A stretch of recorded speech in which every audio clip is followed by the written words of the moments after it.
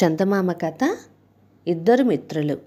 ఒక ఊళ్ళో రత్తయ్య రమణయ్య అని ఇద్దరు మిత్రులు ఉండేవాళ్ళు. ఇద్దరికీ నా అనేవాళ్ళు లేరు. ఇద్దరు చిన్నతనం నుంచి కలిసికట్టుగా ఒకే ఇంట్లో ఉండేవాళ్ళు. వాళ్లకు ఒక పని అంటూ లేదు. బుద్ధి పుట్టినప్పుడు అడవికి వెళ్ళి కట్టెలు కొట్టి తెచ్చి అమ్మి దాంతో కాలక్షేపం చేసేవాళ్ళు. బద్ధకం పుట్టినప్పుడు ఎవరి ఇంట్లో నుంచైనా ఏ అరటిగెలో దొంగలించుకుపోయి అమ్ముకునేవాళ్ళు. రత్తయ్య అనేవాడి దగ్గర వాడి తాతల నాటి సొట్టలు పడిన వెండి కంచం ఒకటి ఉన్నది. రమణయ్య దగ్గర ఒక పాతకాలపు నులక మంచం ఉంది. ఇద్దరు ఆ వెండి కంచంలో తిని ఆ నులక మంచం మీద పడుకునేవాళ్ళు.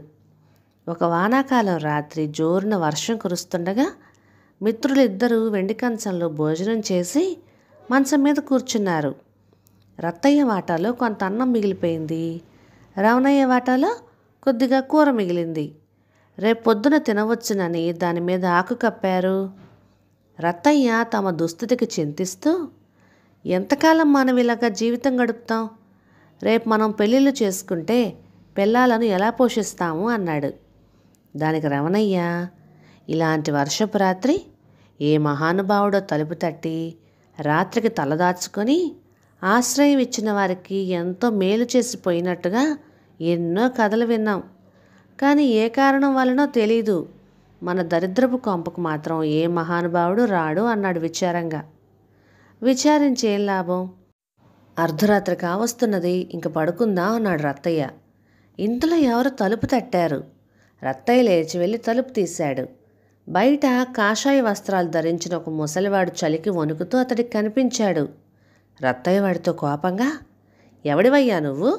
ఇంత రాత్రి వేళ మీ తాత కట్టించిన ఇల్లు అనుకున్నావా? తలుపు ఓ బాత్తున్నావు అన్నాడు. ముసలి సాధువును, ఆకలి దహించుకుపోతున్నది, ఈ పూట ఇక్కడ ఉండనీయండి బాబు అన్నాడు సాధువు దీనంగా. ఆ మాట వింటూనే రమణయ్య లేచొచ్చి, రండి స్వామి, మీ రాకతో మా ఇల్లు పావనమయ్యింది, కానీ ఈ పూట అన్నంలోకి కూర మాత్రమే ఉన్నది అంటూ ముసలివాణ్ణి లోపలికి ఆహ్వానించాడు. సాధువు వాత్సల్యపూర్వకంగా నవ్వి, కాలే కడుపునకు మండే బూడిద చాలు బిడ్డా, నీ మనస్సు దొడ్డది అంటూ లోపలికొచ్చి రమణయ్య పెట్టిన అన్నం కూర తృప్తిగా తిన్నాడు. తర్వాత సాధువు రమణయ్యతో, నా ప్రాణం నిలబెట్టావు బిడ్డా, నీ వస్తువు ఏదైనా చూపించు, దానికి అద్భుతమైన శక్తిని ఇచ్చి నా దారి నేను పోతాను అన్నాడు. ఈ నులక మంచం నాదే స్వామి అన్నాడు రమణయ్య. సాధువు తన చేతులకున్న తడి మంచం మీద విదిలించి, పో బిడ్డా, ఇక నీకు బెంగలేదు, నువ్వు ఈ నులక మంచం మీద పడుకొని కాసేపు గట్టిగా కళ్ళు మూసుకున్నావంటే ఎక్కడెక్కడ నిధి నిక్షేపాలన్నీ నీ కళ్ళకు కట్టినట్టుగా కనిపిస్తాయి, సుఖపడు అన్నాడు రమణయ్యతో. ఈ మాటలు వినగానే రత్తయ్యకు రమణయ్య మీద ఎక్కడా లేని అసూయ పుట్టుకొచ్చింది. వెంటనే వాడు, అన్యాయం స్వామి, మీరు తిన్నది నేను మిగిల్చిన అన్నం, వాడిది కూర మాత్రమే, అందుచేత మీరు అనుగ్రహించిన దాంట్లో 3 వంతులు నాకే రావాలి, అదీకాక నులక మంచం నాది, వీడు దురాశతో అది తనదంటున్నాడు అని అబద్ధం ఆడేశాడు. ఆ మాటకు రమణయ్య మండిపోయాడు. ఇద్దరూ ఆ మంచం తనదంటే తనదని రెట్టించుకొని చివరకు కలయబడ్డారు.